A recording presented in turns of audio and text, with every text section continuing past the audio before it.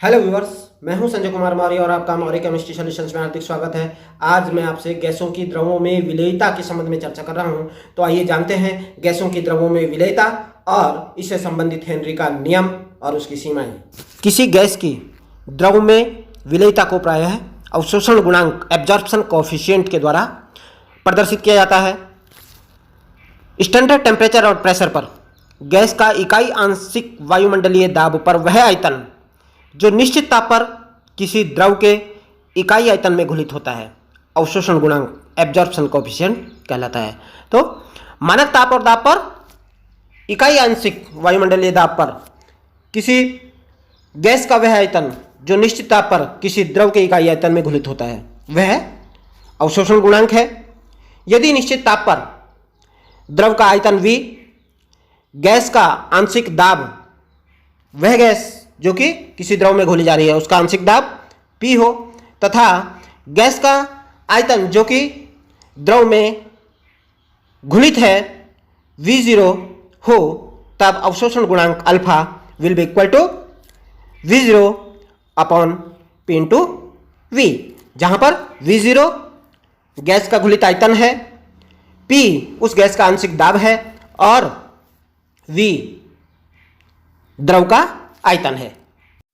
Gas की द्रवों में विलेयता विभिन्न कारकों पर निर्भर करती है। बहुत सारे ऐसे कारक हैं जो कि गैस की द्रव में विलेयता को प्रभावित करते हैं, जैसे गैस की प्रकृति, द्रव की प्रकृति, ताप तथा दाब की कंडीशंस गैसों की द्रवों में विलेयता को प्रभावित करती हैं। कुछ गैसें किसी विलायक विशेष में बहुत अधिक घुलनशील होती हैं, जबकि कुछ गैसें काफ़ी कम मात्रा में घुलनशील होती हैं। किसी द्रव में गैस की घुलनशीलता विलेयता ताप तथा दाब पर निर्भर करती हैं।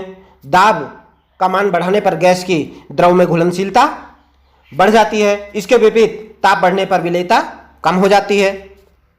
तब इस प्रकार से ताप दाब की परिस्थितियां भी किसी गैस की द्रव में विलेयता को प्रभावित करती है। हेनरी ने 1803 में गैसों की द्रवों में विलेयता पर दाब के प्रभाव को व्यक्त करने के लिए एक नियम प्रतिपादित किया, जिसके अनुसार यदि कोई गैस विलयन बनाने की प्रक्रिया में रासायनिक रूप से अपरिवर्तित रहती है, अर्थात गैस विलायक के साथ में अभिक्रियाशील नहीं है, तो स्थिर ताप पर द्रव के एक निश्चित आयतन में घुलित उस गैस का द्रव्यमान विलयन के साथ साम्यावस्था में स्थित गैस के दाब के समानुपाती होता है। यदि किसी निश्चित ताप पर साम्य दाब P पर किसी द्रव के दिए गए आयतन में m ग्राम गैस घुली हुई हो, तो हेनरी के नियमानुसार m directly proportional to P या m will be equal to K into P, जहां K एक नियतांक होगा। यदि गैस की विलेयता को गैस के विलयन में मोल प्रभाज के रूप में व्यक्त किया जाए, तब विलयन में गैस का मोल प्रभाज वाष्प अवस्था में गैस के आंशिक दाब के समानुपाती होता है। तब यदि विलयन में गैस का मोल प्रभाज x तथा वाष्प अवस्था में आंशिक दाब P हो, तो हेनरी के नियमानुसार P will be equal to KH into X, जहां KH नियतांक है जिसे हेनरी का स्थिरांक कहा जाता है, हेनरी स्थिरांक कहा जाता है। किंतु हेनरी का नियम सभी गैसों पर एक समान रूप से लागू नहीं होता है। यह केवल आदर्श गैसों के लिए मान्य है, आदर्श गैसों पर ही लागू होता है। लेकिन फिर भी कम दाब पर वास्तविक गैसों के लिए हेनरी के नियम का उपयोग किया जा सकता है, क्योंकि कम दाब पर वास्तविक गैसें आदर्श गैसों की भांति व्यवहार करती हैं। इसी प्रकार से हेनरी का नियम उन गैसों पर लागू नहीं होता जो गैसें द्रव के साथ अभिक्रियाशील होती हैं और उनके साथ अभिक्रिया करके किसी उत्पाद का निर्माण कर लेती हैं।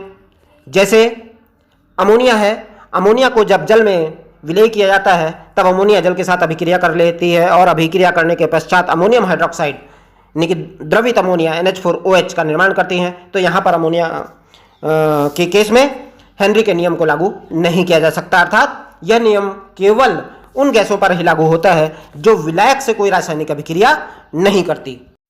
इसी प्रकार से हेनरी का नियम उन गैसों के लिए भी लागू नहीं होता जो जल या किसी अन्य द्रव के साथ घुल करके आयनों में विघटित हो जाती हैं, आयनों में विभक्त हो जाती हैं। उदाहरण के तौर पर माने तो जैसे HCl है, हाइड्रोजन क्लोराइड गैस है। हाइड्रोजन क्लोराइड गैस को जब जल में घोला जाता है तो यह अपने आयनों हाइड्रोजन आयन तथा क्लोराइड आयन में विघटित हो जाती हैं। तब यहाँ पर भी हेनरी का नियम लागू नहीं किया जा सकता। तो ये थी गैसों की द्रवों में विलेयता और इसके संबंध में हेनरी का नियम और उसकी सीमाएं। अगर आपने अभी तक मेरा YouTube channel Maurya chemistry solution subscribe ना किया हो तो मेरे आने वाले वीडियो के कंटेंट के नोटिफिकेशंस जानने के लिए आज ही मेरे YouTube channel Maurya chemistry solutions को सब्सक्राइब कर लें। धन्यवाद।